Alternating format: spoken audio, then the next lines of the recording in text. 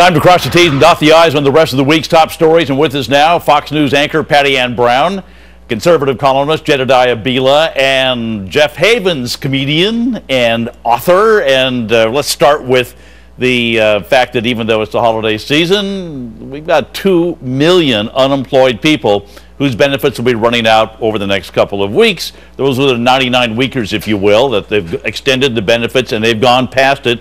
And now Republicans are saying, you know, $160 billion price tag is too much to spend without having it paid for, some offset somewhere else.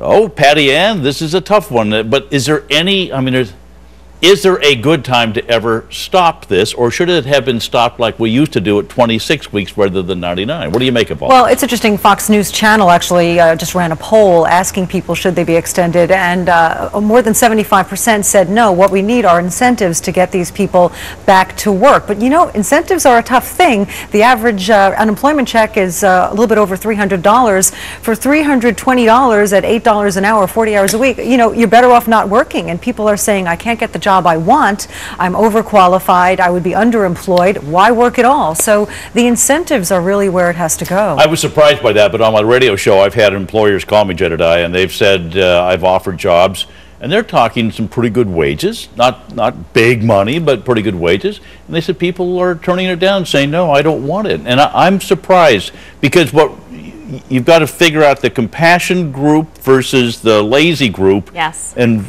which way, yeah, and who is it? That's quite difficult to do. I mean, I think one of the main points is that we have a $13.8 trillion debt right now. That's a huge problem. And yes, something has to be cut. If we're going to extend these benefits, as Scott Brown was saying, we need to cut something else. I think we also need to talk about why unemployment is so high right now. We have an enormous amount of uncertainty in this country right now. People are afraid, businesses are afraid. What tax hikes are going to be coming down the pike as a result of Obama's health care law? You know, what other tax hikes? Are the Bush tax cuts going to be extended for everyone, or are we going to have an Obama tax hike? There's a lot of question marks sitting out there. Jeff, so does unemployment benefits, does it actually keep people unemployed? Does it give them an incentive to hang out at home on the couch?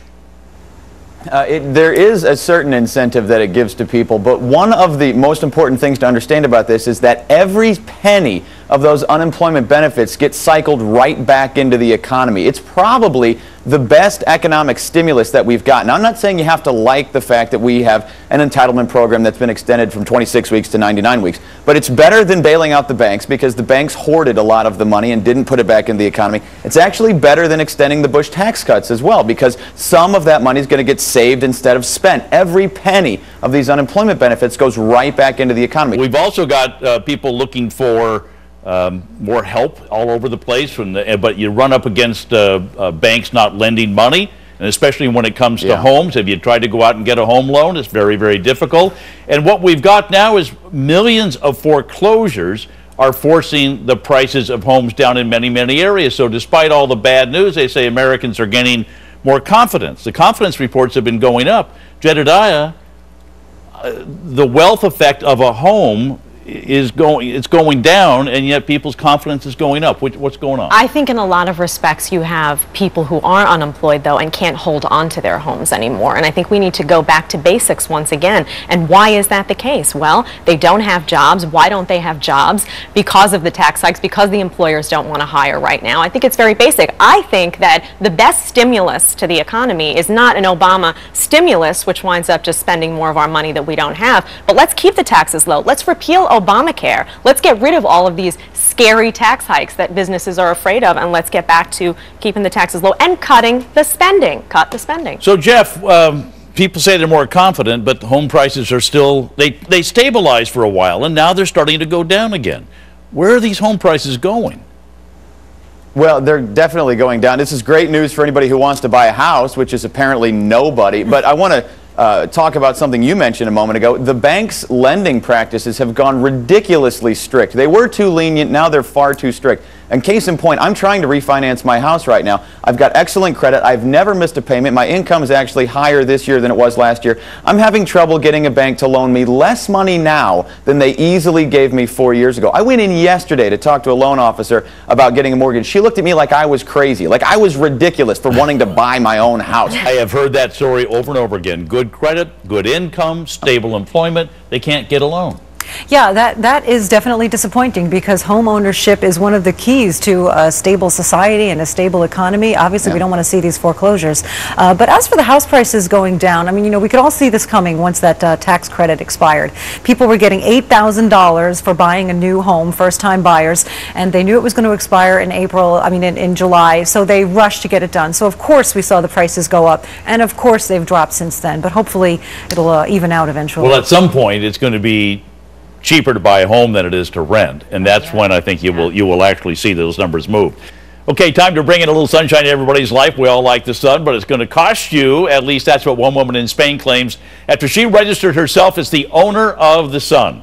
Her plan to charge anyone who uses the sun to support the Spanish government and that nation's pension plan. So, Jeff, you going to pay for the sun? I love this. I love her ingenuity, I suppose. Couple things that she hasn't considered. Number one, I can probably sue her now if the sun does things to me that I don't like. So anybody who goes to Florida gets a sunburn, now she's probably going to be liable because her property caused them damage. But the second thing, I don't actually use the sun. I use the sun's light and heat, and that's a separate thing. Pretty sure I can get a lawyer to back me up on that. So enjoy owning the sun, lady. I'm not paying you a dime. Patti Ann, I mean, should people in Canada pay less because they get less sunshine than people in Mexico? That's a very good point. Siberia, interesting. Yeah. How would you do it? You know, hard to measure, I guess. But, you know, I actually own a star. The sun is a star. So I guess I'm in kind of the same boat. A few of my fans bought me a star, gave me this little certificate, which I have in my office somewhere. Nice. So, you know, I guess people do this. I've never figured that out. Every year we always hear the guy selling the stars. Yes. When I read this, I thought, yeah, and I own the Atlantic Ocean, and all the boats who pass through are going to have to pay me a fine. But, you know, I also couldn't help but think that Nancy Pelosi somewhere was sitting and thinking, why didn't I think of that? You know, she looks to tax us for everything, including the air we breathe. Don't give her any idea. I know, I shouldn't. All right. Patti Ann Browne, Jedediah Bila, and Jeff Havens, thank you all very, very, very much. Thanks very much. Your chance to win at Comment Roulette is coming up after the break.